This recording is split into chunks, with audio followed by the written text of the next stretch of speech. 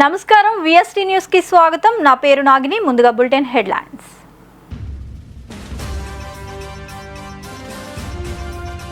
Counting కేంద్రాల వద్ద మూడంచెల భద్రత. తణుకులో ఏలూరు రేంజ్ డీఐజీ వెల్లడి. ఎమ్మెల్సీ కవిత కేసులో కేసీఆర్ పేరు రాలేదు. మీడియాలో ప్రచారాన్ని ఖండించిన న్యాయవాది. మారబోతున్న తెలంగాణ రాష్ట్ర చిహ్నం తుది మెరుగులు దిద్దిన CM Revanth.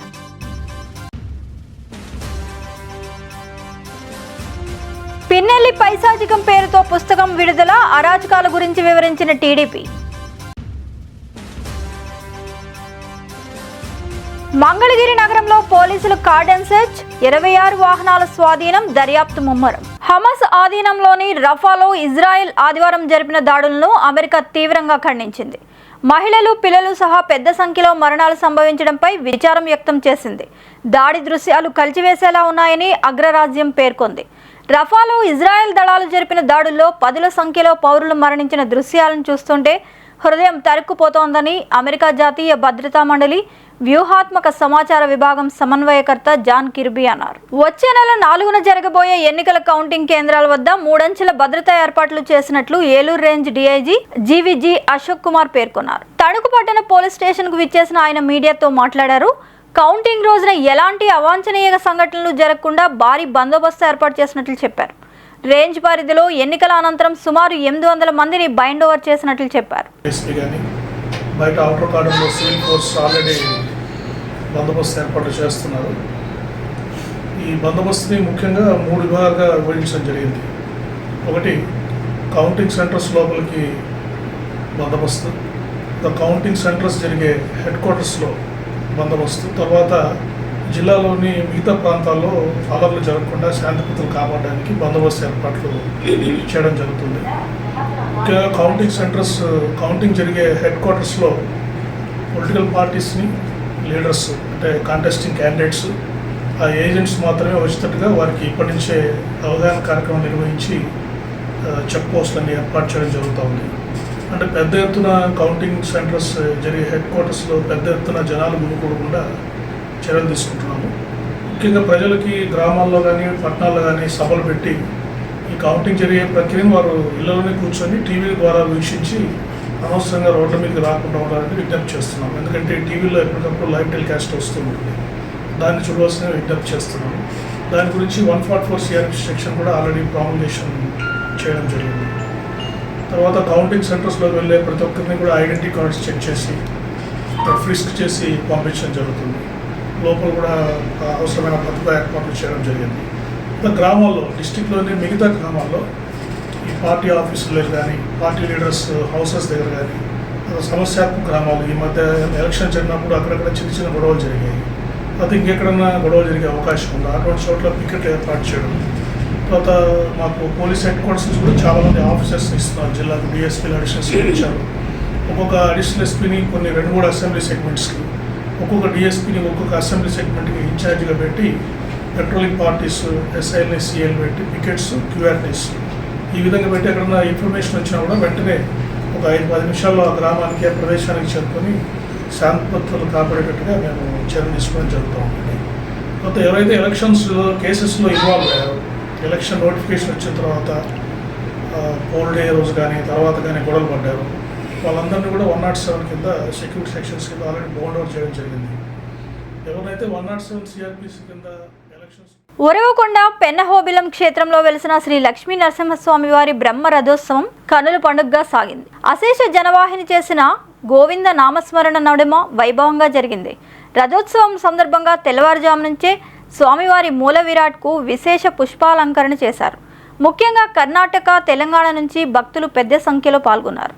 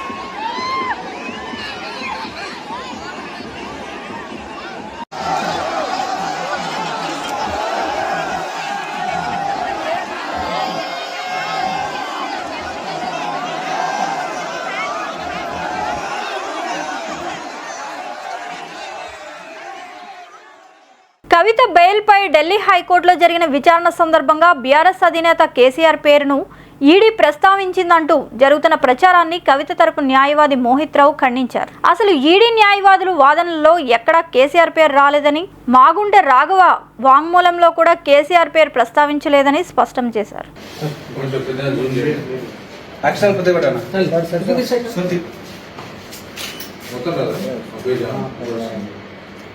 Statement of Raghav Magunta. చేయనా చిన్నగా చేయండి పైకి చేయను. ఓకే అండి. ఇక్కడ చూడండి, ఇక్కడ చదివితే this cash transfer took place on so and so occasions through so and so to an address given by so and so, an amount of so and so was given to so and so. Sri Gopi Kumaran has corroborated the statement of Raghav Magunta. Further, he also revealed that so and so introduced to his father and her team of so and so. They all met him and his father in his father residence. ఈ statement ఇచ్చింది clear గా రాఘవ్ మాగుంట. ఇది మాగుంట వాళ్ళ father గురించి ప్రస్తావన. ఇక్కడ మీరు పైన చూస్తే మాగుంట శ్రీనివాసులు రెడ్డి ఆయన గురించి వచ్చిన ప్రస్తావనలో ఈడీ ఆర్గ్యూ చేయడం జరిగింది. దీంట్లో ఎటువంటి సంబంధం లేదు కేసీఆర్ గారు పేరు కూడా ఎక్కడ రాయలేదు. మీరు చూడొచ్చు, ఇదంతా ఎక్కడ రాయకుండా తప్పుడు సమాచారం వస్తుంది, తప్పుగా న్యూస్ ఛానల్స్ లో రిపోర్ట్ అవుతుంది. This is totally misleading. తన పేరు ఎక్కడా లేదు. This is with evidence. 2 days కింద ఈడీ ఫైల్ చేసిన కౌంటర్ ఇది హైకోర్టులో. So I request all media channels to refrain from posting all this news. ఇటువంటిది ఏది కోర్టులో జరగలేదు. సో తప్పు సమాచారం ఇవ్వకండి, అనవసరంగా తప్పుదోవ పట్టియకండి. అది రాఘవ్ మాగుంట వాళ్ళ ఫాదర్ కి అదే చూపించాను మీకు. రాఘవ్ మాగుంట స్టేట్మెంట్ లో మా ఫాదర్ కి ఇంట్రడ్యూస్ చేసిన అన్నారు. So it is Raghav Magunta's father is Magunta Srinivasulu Reddy. Raghava తను చెప్పాడు తన స్టేట్మెంట్ లో, నేను మా ఫాదర్ కి ఇంట్రడ్యూస్ చేశాను వీళ్ళందరినీ అన్నాడు. సో ఇది తప్పుదోవ పట్టిస్తున్నారు. వారి పేరు ఎక్కడ రాలేదు, కేసీఆర్ గారి పేరు ఎక్కడా రాలేదు. I'm again making it very clear. KCR అధికారిక నివాసంలో మీటింగ్ జరిగిందండి. ఎక్కడ లేదండి. మీకు టోటల్ ఈడీ రిప్లై ఇస్తాను. There is no single word about that. వాళ్ళు అది ఆ న్యూస్ ఛానల్కి ఎలా వచ్చిందో కూడా ఆశ్చర్యంగా ఉంది. కోర్టులో నేను ఉన్నాను, వాదన అయ్యేటప్పుడు నేను కోర్టులోనే ఉన్నాను. మొత్తం ఎక్కడ కూడా కేసీఆర్ గారి పేరు రాలేదు. This is just nothing but mud slinging. ఆయన మీద బురద వెళ్ళే ప్రయత్నం ఇదంతా.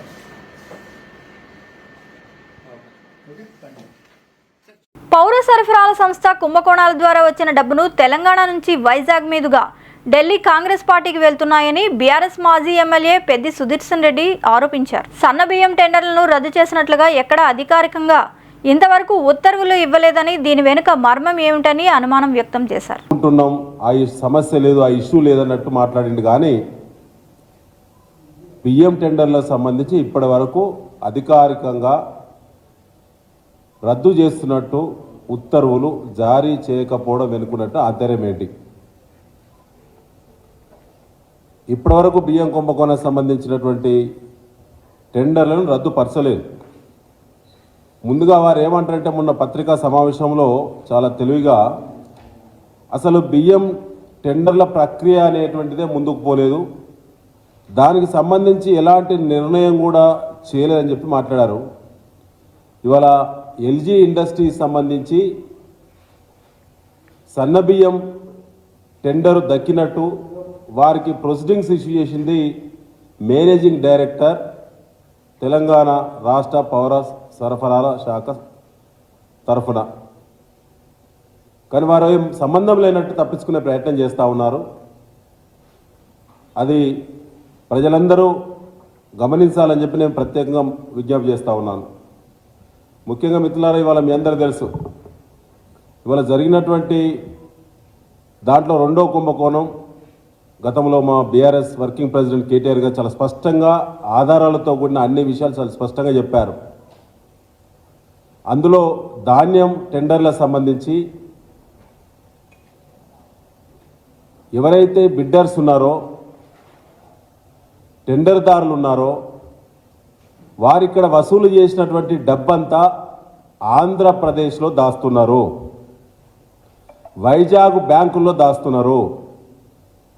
ఇక్కడ ప్రతి క్వింటాల్కి 230 రూపాయలు అదనంగా వసూలు చేసి ఆ డబ్బు మొత్తాన్ని కూడా వైజాగ్లోని వివిధ బ్యాంకుల్లో కొత్త ఖాతాలు తెరిచి డబ్బులు డైరెక్ట్గా అక్కడికి పంపిస్తారు. పశ్చిమ బెంగాల్లోని టీఎంసీ ప్రభుత్వం నకిలీ కుల ధృవీకరణ పత్రాల ద్వారా అసలైన ఓబీసీ హక్కులను ముస్లింలకు కట్టబెడుతోందని ప్రధానమంత్రి నరేంద్ర మోదీ ఆరోపించారు.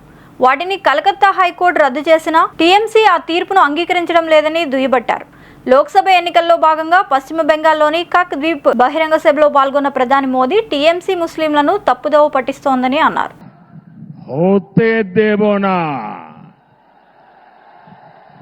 एक ही हथियार एटा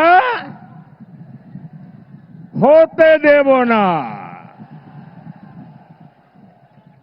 विकास के जो काम मोदी करता है, टीएमसी कहती है एटा होते देवो ना।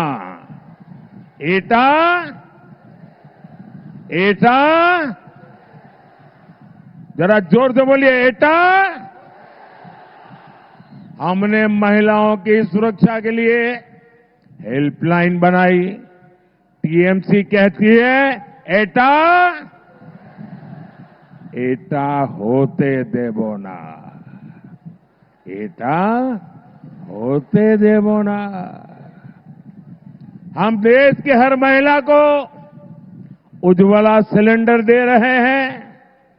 बंगाल सरकार लाखों एप्लीकेशन लटकाए हुए हैं।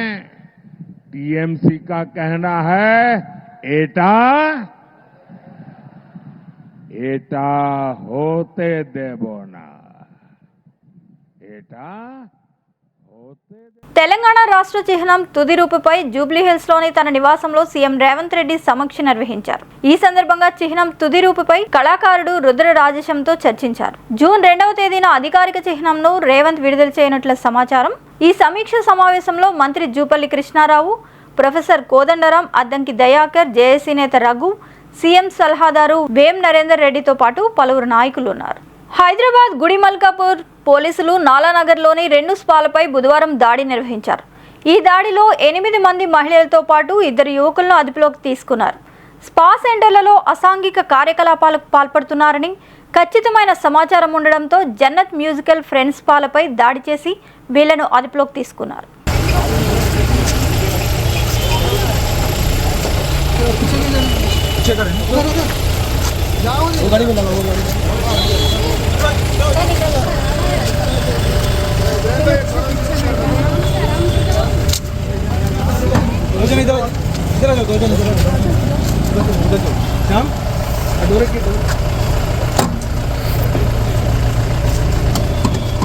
बच्चों भाई डोर ओपन करो।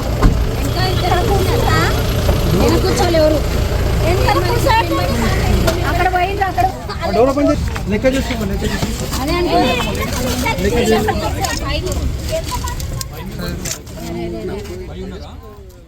పర్యాటక రంగ అభివృద్ధికి అవసరమైన మరిన్ని పెట్టుబడులు ఆకర్షించేందుకు 6 దక్షిణాది రాష్ట్రాలు సిద్ధమయ్యాయి. ఇందుకోసం కర్ణాటక రాజధాని బెంగళూరులో దక్షిణ్ భారత్ ఉత్సవ్ 2024 పేరుతో జూన్ 15-16 తేదీల్లో ప్రత్యేక సదస్సు జరుగుతోంది. దీనికి సంబంధించి తెలంగాణ పర్యాటక అభివృద్ధి సంస్థతో కలిసి కర్ణాటక వాణిజ్య పారిశ్రామిక సంఘాల సమాఖ్య బుధవారం హైదరాబాద్లో ఒక రోడ్ షో నిర్వహించింది.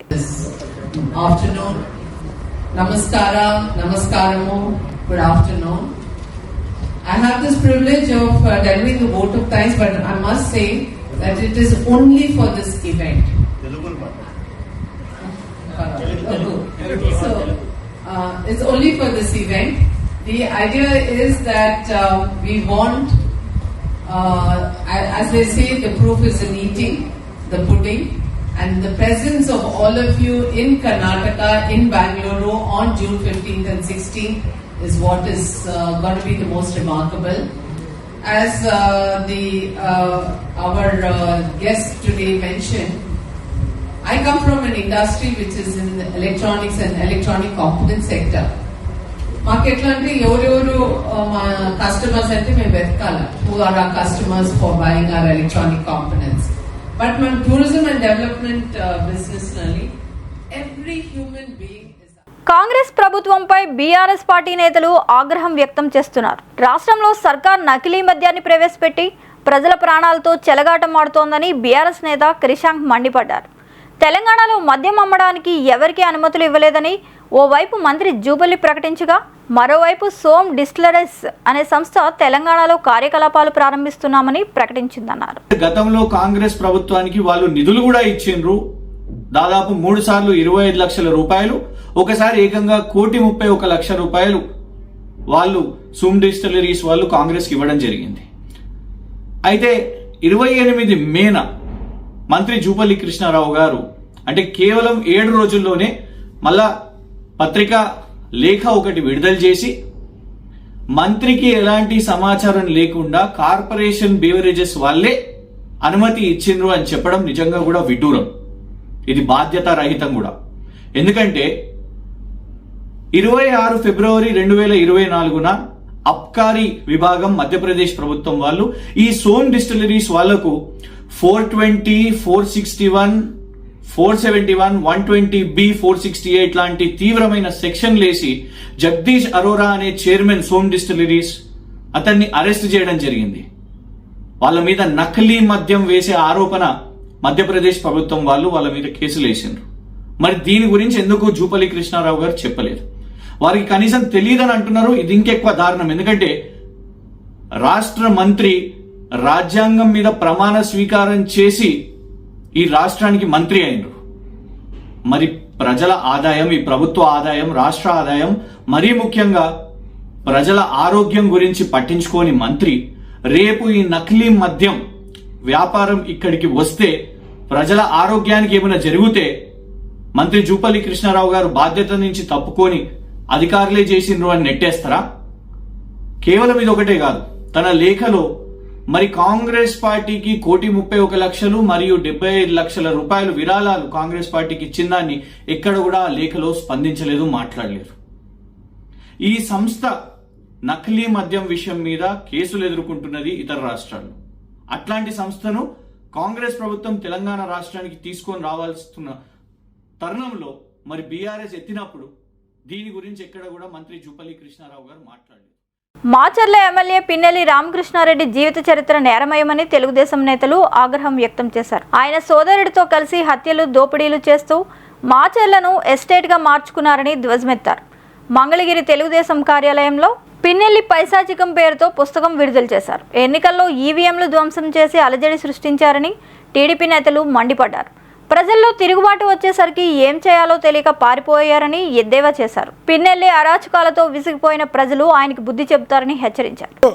అతనికి ఎదురు లేకుండా అతనికి కావాల్సినటువంటి డబ్బు ఎలా సంపాదించుకోవాలో, దోపిడీ ఎలా చేసినా సరే మాచర్లో ఒక సపరేట్ చట్టం, దానికి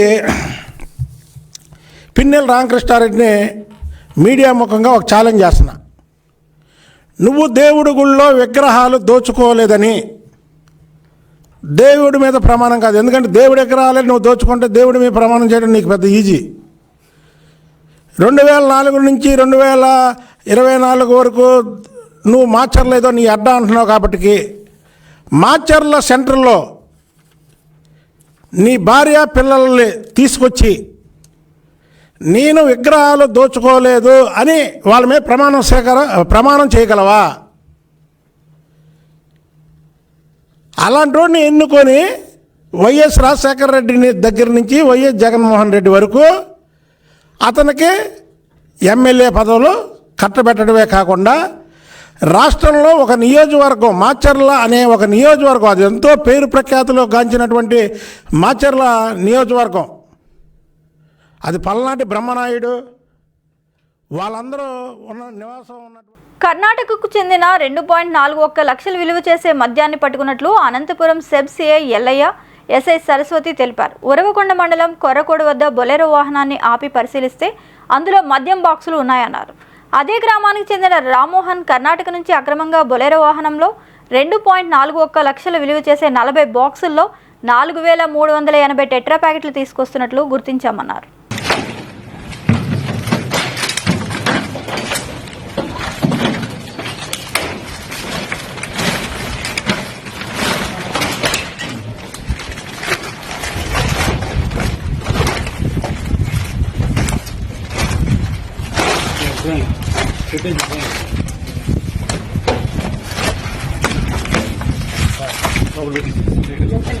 నేను బట్టి ఫోటో తీసుకున్నాను.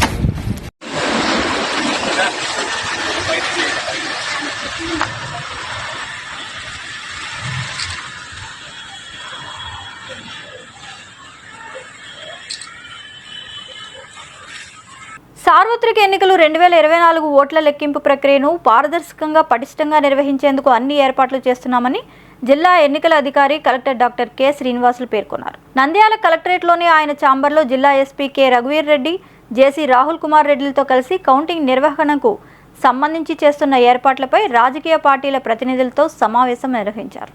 మంగళగిరి నగరంలోని టిడ్కో గృహ సముదాయాల వద్ద బుధవారం ఉదయం పోలీసులు కార్డన్ సెర్చ్ నిర్వహించారు. ఉన్నతాధికారులు ఆదేశాలతో పట్టణ రూరల్ సిఐలు శ్రీనివాసరావు, వెంకట్రావుల ఆధ్వర్యంలో 3 ఎస్ఐలతో పాటు 40 మంది సిబ్బందితో తనిఖీలు చేపట్టారు. ఈ తనిఖీల్లో అనుమానాస్పదంగా ఉన్న 26 వాహనాలు స్వాధీనం చేసుకుని స్టేషన్కు తరలించారు.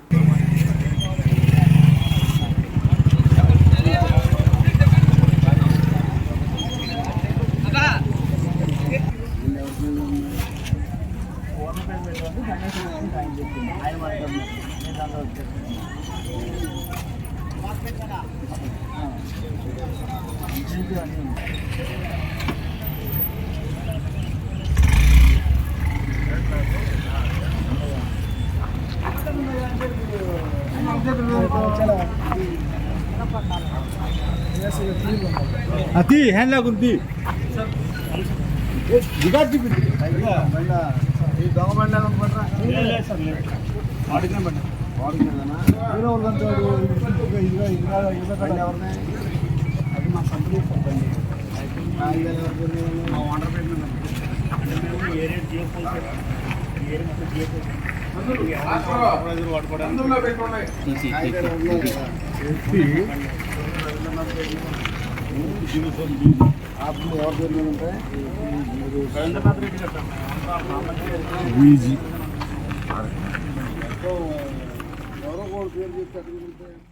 జగన్ అస్మదీయుల భూదాహం, వనరుల దోపిడీ వల్ల రాష్ట్ర భవిష్యత్తుకు అవరోధం ఏర్పడిందని, శరాఘాతమని ఏపీ బీజేపీ ముఖ్య అధికార ప్రతినిధి లంకా దినకర్ అన్నారు. బుధవారం విశాఖపట్నం బీజేపీ కార్యాలయంలో ఆయన విలేకరుల సమావేశం ఏర్పాటు చేశారు. ఈ సందర్భంగా ఆయన మాట్లాడుతూ గడిచిన 5 సంవత్సరాల్లో రాష్ట్రంలో భూదోపిడీ 2 రకాలుగా జరిగిందన్నారు. నమస్కారం. ఈరోజు పత్రికా సమావేశానికి Andhra Pradesh Bharatiya Janata Party chief spokesperson అయినటువంటి శ్రీ లంకా దినకర్ గారు మాట్లాడతారు. నమస్కారాలు. గత 5 సంవత్సరాలుగా అనేక సందర్భాలుగా ఈ రాష్ట్రంలో జగన్మోహన్ రెడ్డి గారు అధికారంలోకి వచ్చిన తర్వాత ముఖ్యంగా భూముల చుట్టూతా జరుగుతున్నటువంటి అక్రమాల మీద పదే పదే మేము మాట్లాడటం జరుగుతూ ఉంది. ఇక్కడ ఉన్నటువంటి పాత్రికేయ మిత్రులకి అనేక మందికి తెలుసు, 2023 మార్చి నెలలో 3-5 తారీఖుల మధ్య ఇదే వేదికగా భారతీయ జనతా పార్టీ విశాఖపట్నం జిల్లా పార్టీ కార్యాలయంలో ప్రెస్ మీట్ పెట్టాం.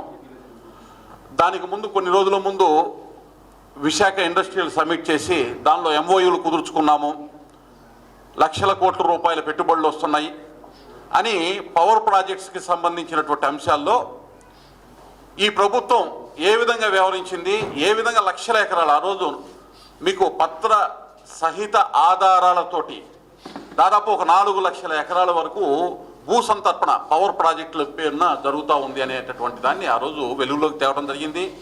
ముఖ్యంగా షిరిడి సాయి ఎలక్ట్రికల్స్, ఇండోసోల్ అనేటటువంటి కంపెనీలు, విశ్వేశ్వర రెడ్డి గారు ఆయన జగన్మోహన్ రెడ్డి గారికి అత్యంత ఆత్మీయులు. ఆ రోజునే ఈ అంశాన్ని వెలుగులోకి తేవడం జరిగింది. ఒక్కసారి మీరు కనుక గమనించినట్లయితే గడిచిన 6 నెలల్లో ముఖ్యంగా ఎన్నికలకి 2 నెలలు 3 నెలలు ముందు నుంచే ఏదైతే మేము ఆరోపణ చేశామో షిరిడి సాయి ఎలక్ట్రికల్స్, ఇండోసోల్కి సంబంధించి పవర్ ప్రాజెక్ట్కి సంబంధించి భూ సంతర్పణ ఏ విధంగా జరుగుతుంది, అక్రమంగా జరుగుతుంది, అటవీ భూములు, రెవెన్యూ భూములు, అన్ని రకాల భూములు ఏ విధంగా దోచేస్తున్నారు అని.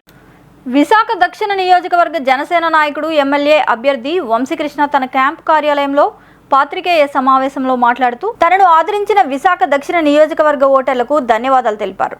తాను నియోజకవర్గ అభివృద్ధికి కట్టుబడి ఉంటానని, తన గెలుపు 30,000 మెజారిటీతో ఖాయమని ధీమా వ్యక్తం చేశారు.